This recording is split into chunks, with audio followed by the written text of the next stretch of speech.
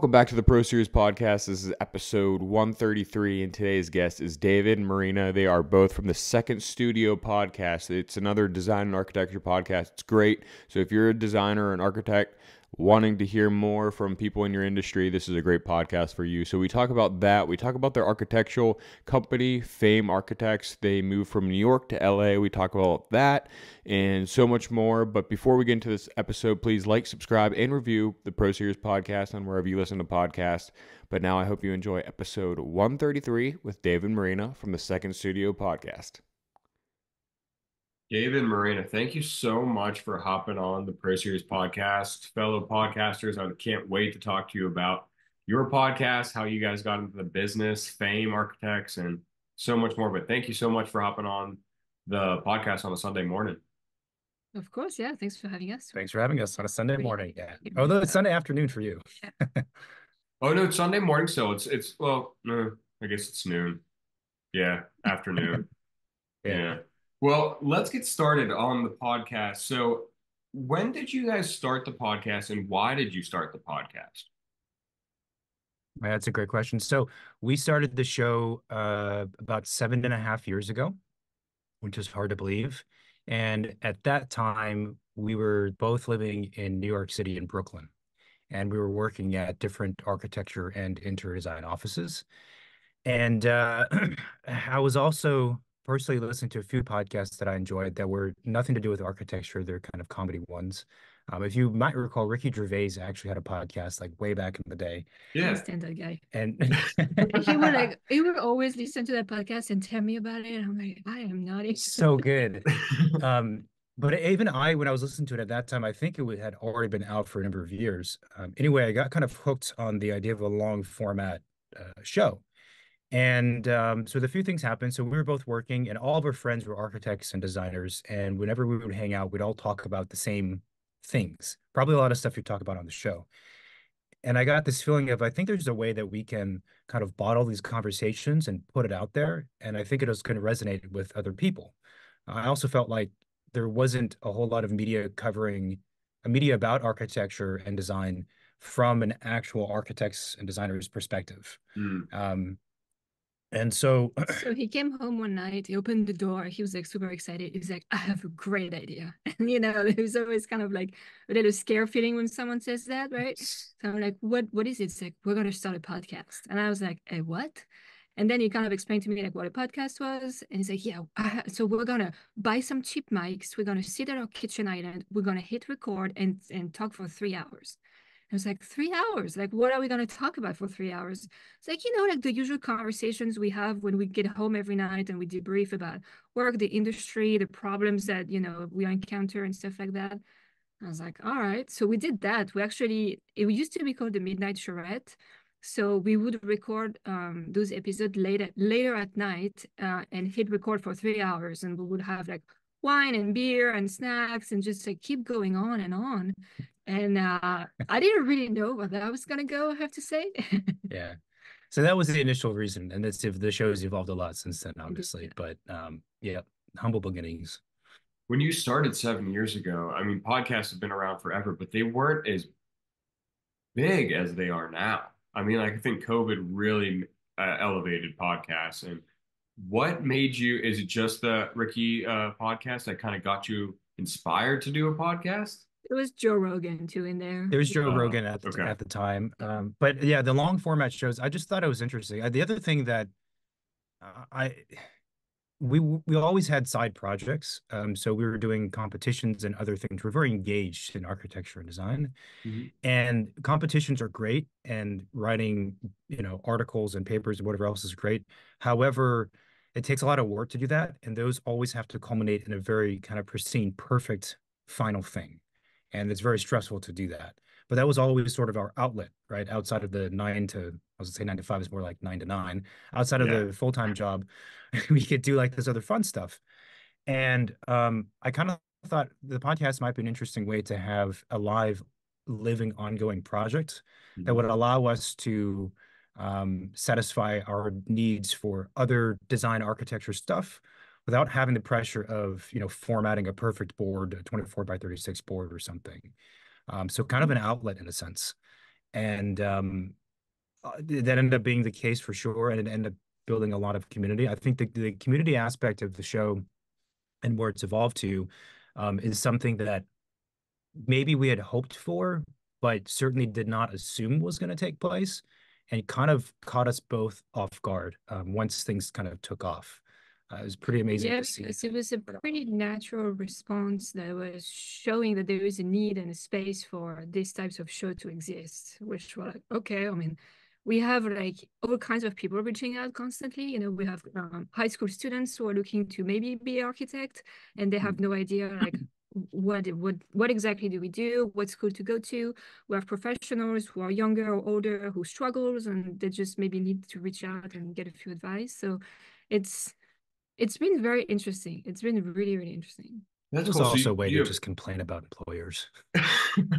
when you started, did you have fame at the time, or were you an architect No. somewhere else? So we were employees at other offices, and Okay. New York City is a big city, but it's also everybody knows each other, right? So we're like, okay, we need to start this platform, but we want the freedom to be able to say whatever we want to say. Yeah. So we figure we can't use our real names, otherwise people in our office might tune in and be like, oh my God, you have a podcast, you said this, you said that. So we used pseudonyms at the very beginning, just to kind of like, and it was just audio at that time. There was no video, right? Gotcha. So we were really free to talk about anything we wanted. And then eventually, as we moved out of offices and started our own, kind of decided to and starting to do more videos. We decided to rebrand the podcast, which was also kind of a big step. Yeah. But I think it was a good one. Yeah. In the beginning, when you started out and you were telling people you're starting a podcast about architecture, did you get any kickback on like architecture and design is a very visual field, and people when I started the podcast, they're like, "How are you going to talk about this?" It's a very Yeah. visual thing because I kind of started as audio as well, but I did interviews as well. But did you have that kickback, or did you struggle with that? So no, because we didn't tell anyone about the podcast. Oh, secret between you two. Yeah, I would say for the first, I don't know how many episodes, it was very much like Marina described. It was sort of a black box theater way of doing things. So it was the first number we didn't have guests on. It was just us, and it was very raw, unfiltered, and goofy, and different in a lot of ways from what it is now. So it was actually the worst way to start a podcast, because obviously when you start a podcast, you want to tell everyone, I have a podcast, check it out. We told nobody, no one knew about it, no one could find it because it wasn't our names associated. We didn't do any marketing or anything like that. So it was very odd. I think because of that, we started to build an audience like probably the most organically you could possibly imagine. So when it came time for the show to shift a little bit and become more public, people already knew about it and understood what we were doing. But I mean, it's an interesting question. It's a good point. I think for us, at least, a lot of the conversations about architecture and design are more, it's not like we're verbally describing a building. It's more about the profession and the process of what it takes to do a building, or the experience of visiting a building, but more from a storytelling perspective Hmm. of the journey, of the food we ate when we got there, the sunlight, things like that, rather than, no, this is a wall section and here you have your insulation and your da, da, da, da. Not really And that. we did have some listeners who I guess were expecting more of an NPR type of show, and then they realized that's not who we are, and that's not who we are. So, if people are looking for like learning about architecture and like the vocabulary of architecture, like that's not the conversation But that the we're having. interesting thing too, talking about architecture as a more visual art form, is that we have done in the past, and I wish we could do more of them, reviews and critiques of buildings, which you would think would be like the most the type of conversation where you need a visual aid the most. Yeah. And in those recordings, we've never used images of the buildings. We've just done a lot of times just the audio. But a lot of listeners respond and say that those are some of their favorites. So I guess whatever it is we're doing seems to be okay. Yeah. But it's a good question, I think. Yeah. That's like a dream job, like be on a TV show and just judge like architecture and the design of a home, layout, all that stuff. I Yeah. mean, it sounds horrible, but it'd be so much fun. Yeah. Yeah. Yeah. Yeah, So good way to get what, out there. yeah, what's the meaning behind the new name of the podcast? Mm. Well, so we did the renaming of the podcast, I think at the same time that we created The Office or close to it. And one of the thought was it would be nice if at some point in our life, if we have like a big office with hundreds of people, that there is actually a booth, a podcast booth within the office. So we named it the second studio as if the main studio is Fame Architects and the second one is second studio is the podcast. So we very much wanted to be part of our practice rather than just a side thing that's very much separate. Yeah. Yeah. The rebranding was such a pain in the butt. I never ever want to do it again. Well, it's kind of a risk too, because you have already an audience, listeners, people know you under a certain name, and then like what does it mean to change the name? Yeah. It actually went very smoothly, and I don't think it hurt us in any way. If anything, it probably helped us. Yeah. Because now people understood the name, Midnight Charrette. Nobody knows besides architects what charrette means. So it was like the worst naming in a way. Yeah. Yeah. So is a lot of And your following mostly architects, or is it people that are inspiring to, or they just love the architectural field? I'd say it's a mixture. different. It's probably, I wouldn't say that the majority are architects, or maybe they are. I'm not sure, but of all the groups of listeners, they hold the most stake, I guess. Okay. So yeah, but it's architects, interior designers, contractors, and more these days, We have a lot of landscape architects. architects, Yeah. and more these days, architecture and design professionals. So people aspiring to become that or clients. And it's always been one of the other goals was always to reach a much broader audience. That was actually a goal from day one. And how we achieve that has evolved over time through different strategies. But it's nice now that we're starting to get to a point where we are engaging directly with people who don't know anything about these professions.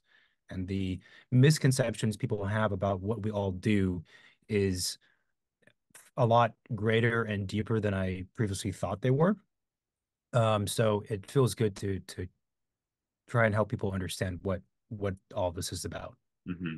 Absolutely. Do you guys post an episode every week, or how often? Every week, yeah. At some Uh, point, we even tried 2 a week, and that was way too much. it's hard. That's what I Yeah, do right every week. now, and it's Yeah. it's very hard. Yeah, I 2 a week is great. But But when they were like an hour and a half long, it's too much. Yeah, I don't do them that long. So how do you, going into the prepping stage of your episodes, how do you go about that? I listen to a lot of morning shows that like a lot of the hours spent the day before is prepping on stories to talk about and keeping the episode going and keeping it relevant. I mean, probably once you guys start talking, it kind of just snowballs into a bunch of different topics. But how does the prepping stage of each episode for anybody that's trying to maybe start a podcast and wondering what involved in the pre-work before the actual recording? it's so for us, we at some point created different episode categories. So the prep work we do is very different based on the episode itself. Okay. So there are ones that we call after hours, where it's just the two of us having a casual conversation, much like the early days. And there's zero prep for that, and it's very evident in the conversations. And then there's ones where the content is much more educational for either other designers and architects. We call that the Fellow Designer Series, or it's educational content for clients, which we call Project Companion. And those require more preparation, especially the ones for clients. So usually we have a whole list of brainstorm topics we keep track of. We'll pick one that we agree on, and I just expand upon it, do a full outline. A lot of times I'm doing a written blog along with it. So I will actually write out, let's say, the first or second draft version of the blog, and then create an outline from that, and that becomes our bullet points for that show. That is as much as the most structured we get for what we do. And I have to say those are the hardest one to record because they are not scripted, but they're kind of pre-scripted. So, there is like bullet points we gotta hit. We try to stay in order so we don't repeat ourselves or go out of, the thinking process too much. And it's very difficult because that's not how we usually do It turns out doing that's more difficult than we thought. So those are actually really hard, honestly. Yeah.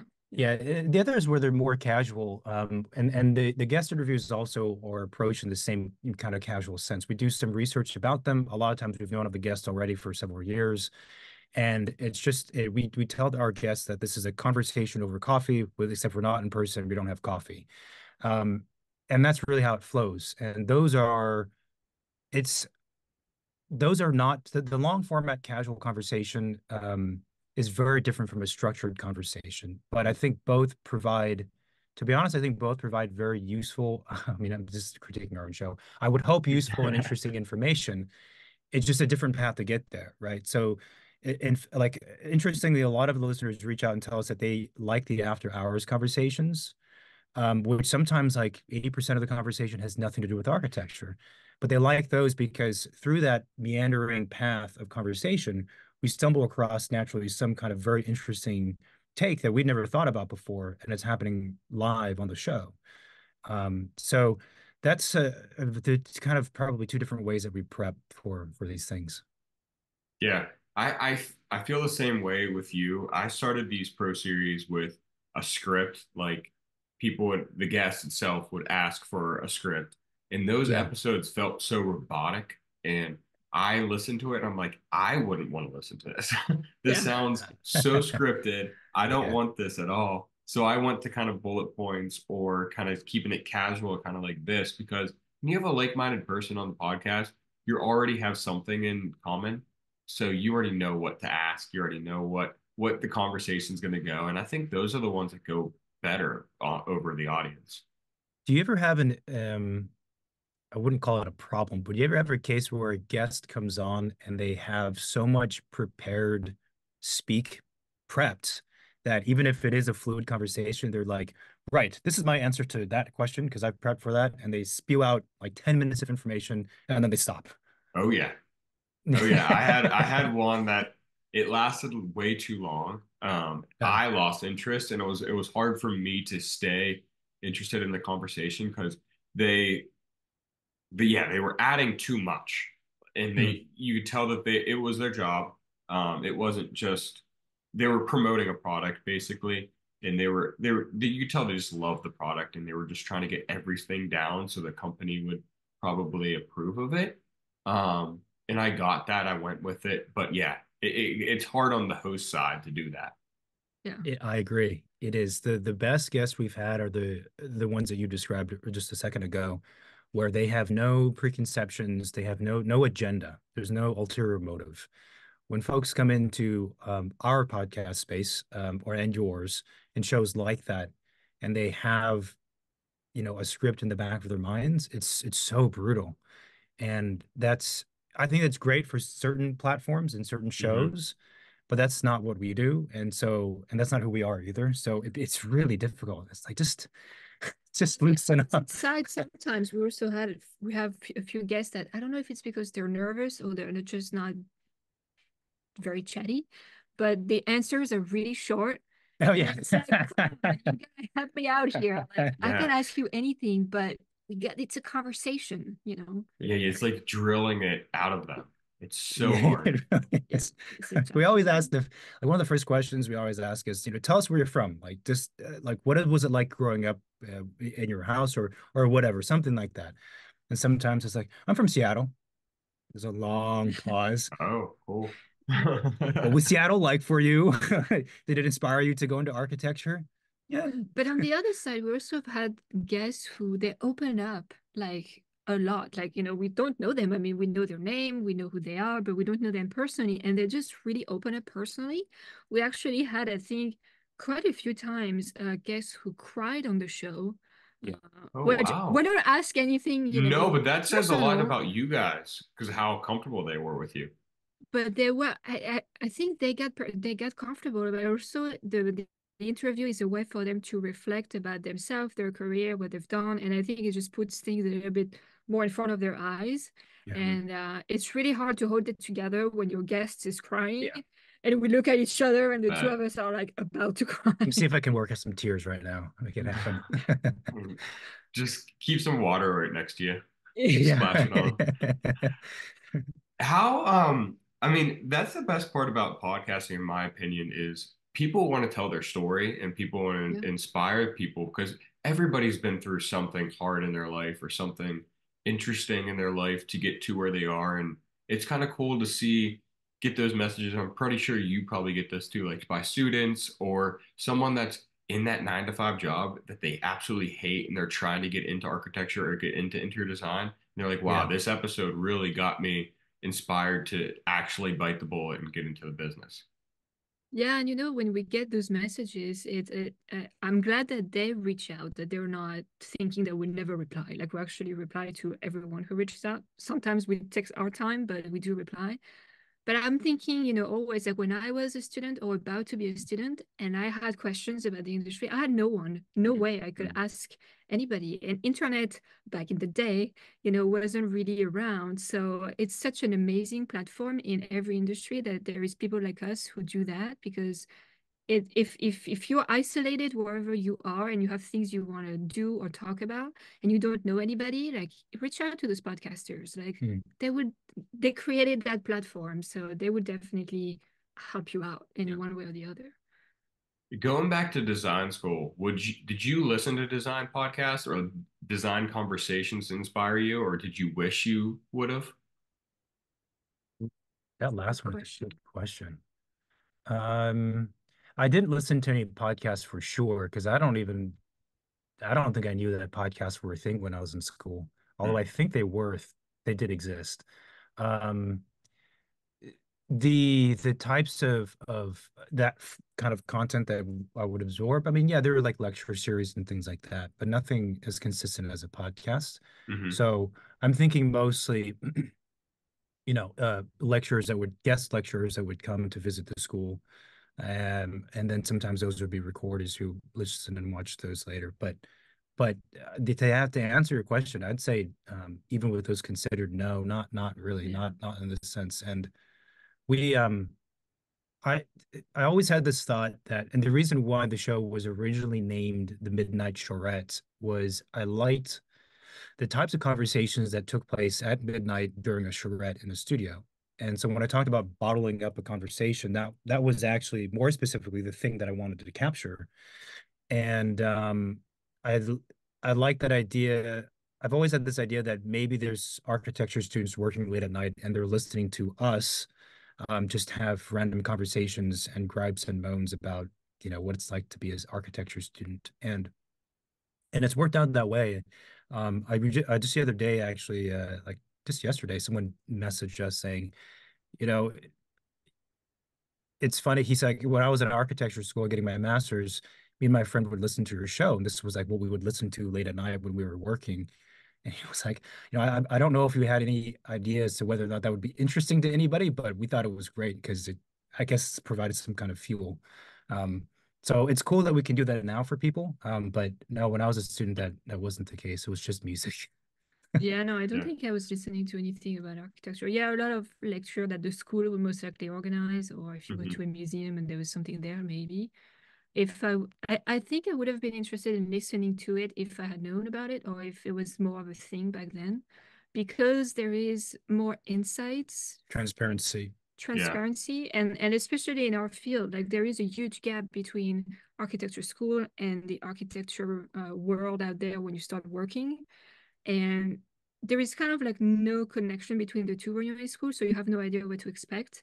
And I do think that having a bit more information could prepare young graduate Mm. a little bit better, as to like what to do once you're graduating, where to go, how to apply, like those basic things. Yeah. Um, so even though I manage myself, I feel like if that resource was available, a huge time saver, and you could probably start even at a higher point Mm. than when you start alone. Yeah, I kind of agree because design school and architectural school, they give you the foundation of the actual business but they don't give you the real life scenarios that you're going to encounter. That's why those first so many years, I don't know about you guys, but were an eye opener because you're dealing with actual clients and your actual situations.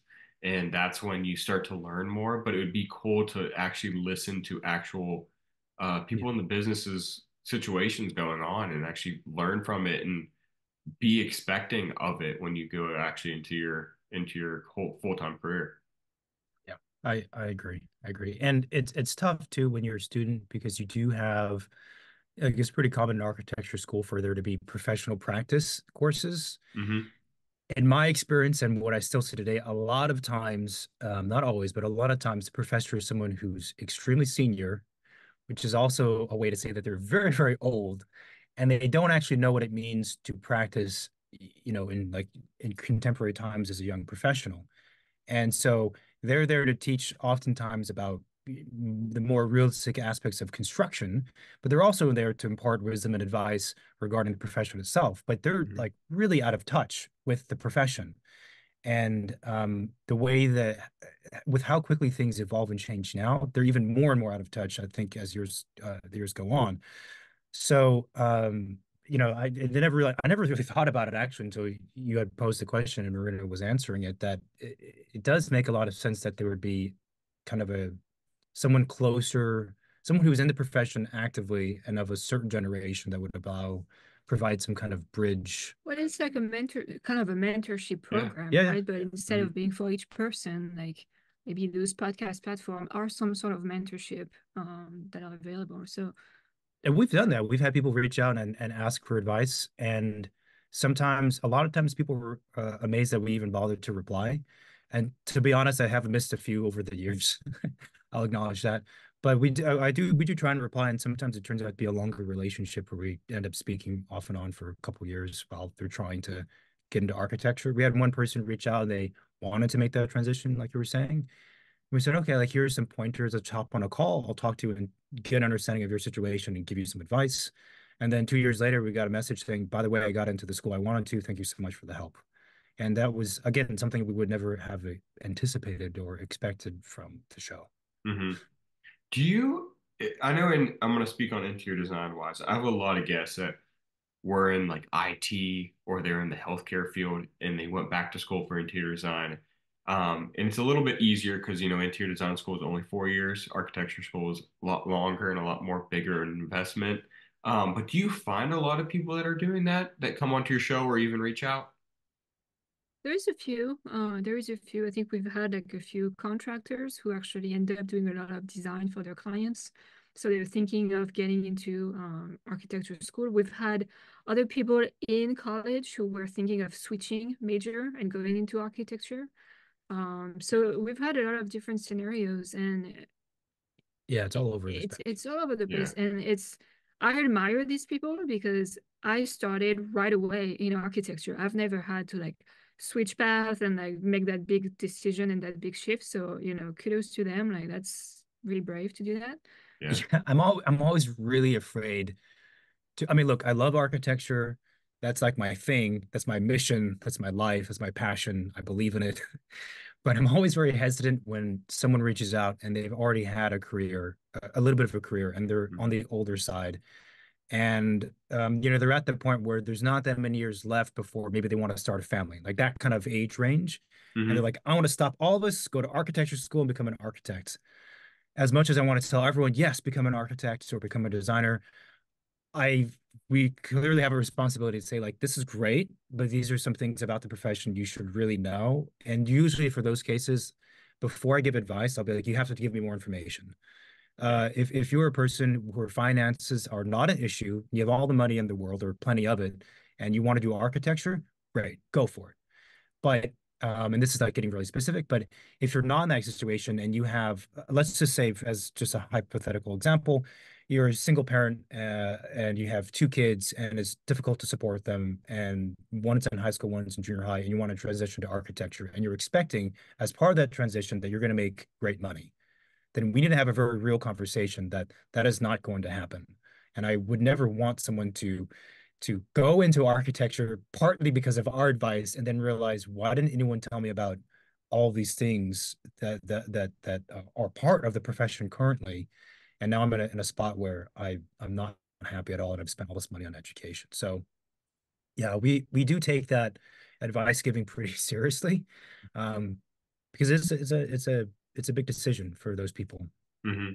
Yeah, and they're just looking for someone to give them some type of advice. And that's the best part about technology nowadays. We could like I wouldn't have found you if we didn't have technology. It's the Yeah. coolest thing that I have all these guests now that are all over the world. You're in California, I'm in Pittsburgh.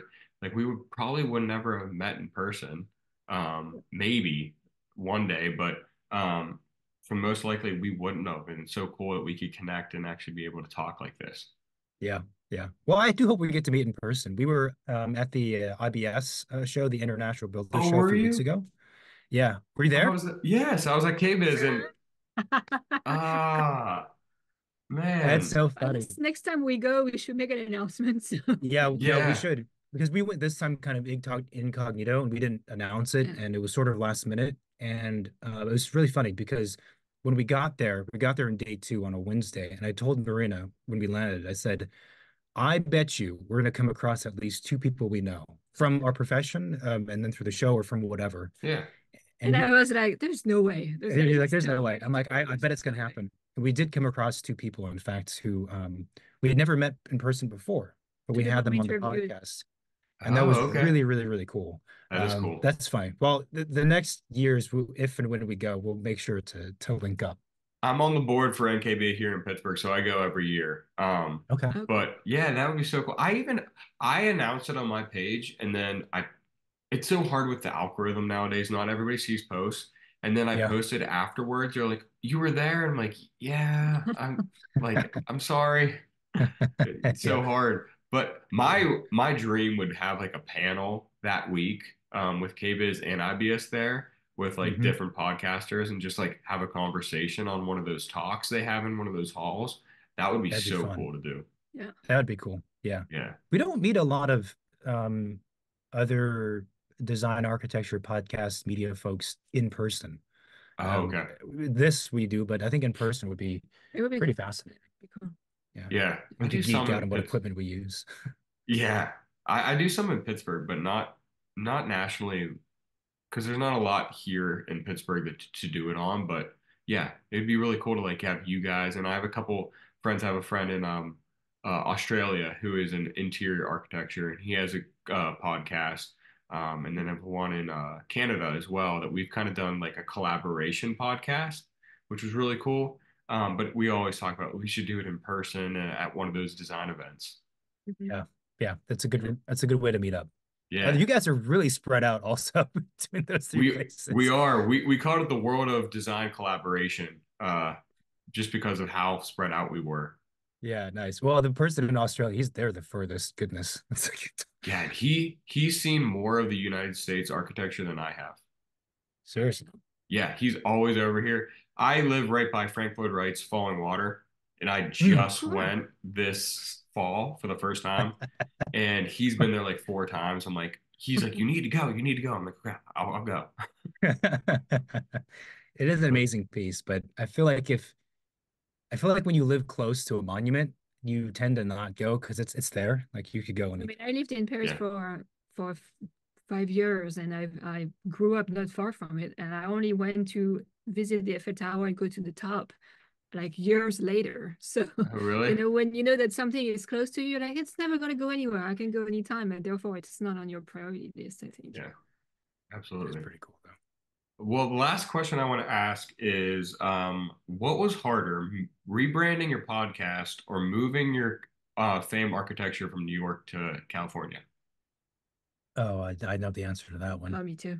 Okay, my answer would be the office was by far harder. So in fact, we started the office after the move. So we left New York City for many reasons. It's Well, expensive, yeah. tired of it, et cetera, et cetera. But we knew that when we left and quit our jobs, that we would be starting an office. First of all, we knew that we were probably not the type to be employee for the rest of our lives. I think we Mm, were kind of like entrepreneur and not rebellious, but kind of like wanted to do things our way and on yeah. our own. So it was pretty clear that that was going to happen at some point. Yeah, and I always joke, but it's true. If we ever wrote a book or did a podcast on how to start an office or how to not start an office, the first chapter would be do not develop all of your professional connections on one side of the country, leave, and then start a brand new office where no one knows of you professionally. And if you can, also avoid the timing of that with COVID and a pandemic where everything locks down, do that also. So Yeah. the starting, So it's only going uphill from here. that's Yeah. true. There's nowhere but up, I hope. Yeah, the start in the office was the first 4 years was very, very, very difficult. Oh, Very I difficult. bet. Yeah. I mean, you started in the worst time ever. But you know, But funny enough, every time we interview people on our podcast and we ask like, when did you start? A lot of them, their answer is like, I got laid off. There was a it's recession. true. There is a recession pattern every 10 years. There is a recession. Yeah. So, you know, it was just kind of like, well, it also happened to us. It's, I'm a firm believer that it all happens for a reason. So I think your knowledge, spreading your knowledge to other people is one of the reasons, and we'll probably find out more later on. Yeah, yeah. Yeah. We'll see where it goes. Yeah, exactly. Well, I want to thank you for coming on. I want to finish on where people could follow all of your Yeah. social medias, Fame, where they could find your podcast, and your personal socials.